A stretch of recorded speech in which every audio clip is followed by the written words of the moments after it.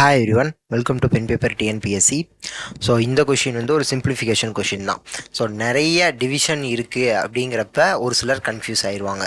So இந்த இதை avoid பண்ணுறதுக்கு ரொம்ப சிம்பிளாக டிவிஷன் எல்லாத்தையும் மல்டிப்ளிகேஷனாக மாற்றிடுங்க. அப்போ ஃபஸ்ட்டு ப்ராக்கெட் இருக்குது, இந்த ப்ராக்கெட் இருக்குது, போர்டு மாஸ் ரூல் படி ஃபஸ்ட்டு ப்ராக்கெட் தான். அப்போ ஃபஸ்ட்டு ப்ராக்கெட்டை சால்வ் பண்ணணும், இந்த ப்ராக்கெட்டையும் சால்வ் பண்ணணும், இந்த ப்ராக்கெட்டையும் சால்வ் பண்ணணும். அப்போ 8 இன்ட்டு அப்போ டிவிஷனை மல்டிப்ளிகேஷனாக மாற்றுறப்ப 1/4ன்னு போட்டுறணும்.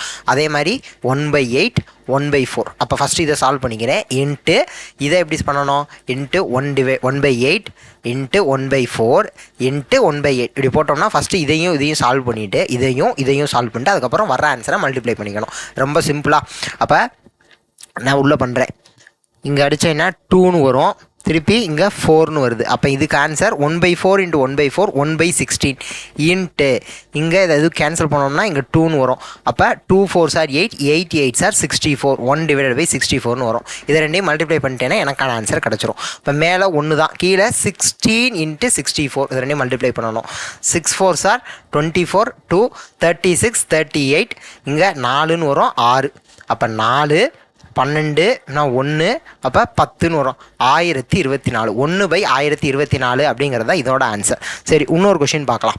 ஸோ இந்த கொஷினில் 8/8 இருக்குது, நடுவில் திருப்பி டிவிஷன் இருக்குது, திருப்பி 8/8 8/8 ஓகேவா? அப்போ இதை எப்பயும் போல தான் ஃபஸ்ட்டு நான் மாற்றிக்கவா? ஸோ ஆக்சுவலாக எனக்கு இதில் பார்த்தவொடனே எனக்கு ஆன்சர் தெரிஞ்சிருச்சு, நான் எப்படிங்கிறத சொல்கிறேன்.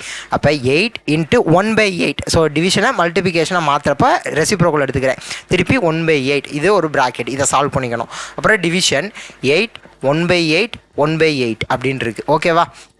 இப்போ இப்படி ஒன்று இதை கேன்சல் பண்ணிவிட்டு 1/8 டிவைடட் பை இங்கேயும் 1/8 அப்படின்னு வருது. அப்போ 1/8 டிவைடட் பை 1/8 அப்படின்னா 8 8 கேன்சல் ஆயிடுச்சு.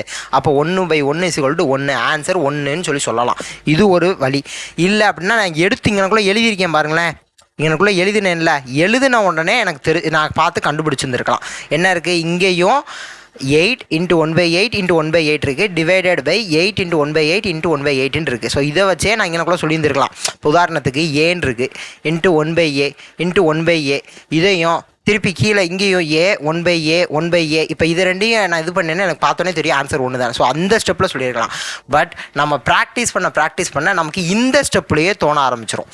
என்ன இருக்குது, இங்கே ஒரு டேர்ம் இருக்குது, இதை நான் கேபிட்டல் ஏன்னு எடுத்துக்கிறேன். 8/8 கேபிட்டல் ஏன்னு எடுக்கிறேன். அப்போ இங்கே என்ன இருக்குது, இங்கேயும் அதே தானே இருக்குது. அப்போ capital A divided by capital ஏன்னு இருந்துச்சுன்னா ஆன்சர் ஒன்று தானே.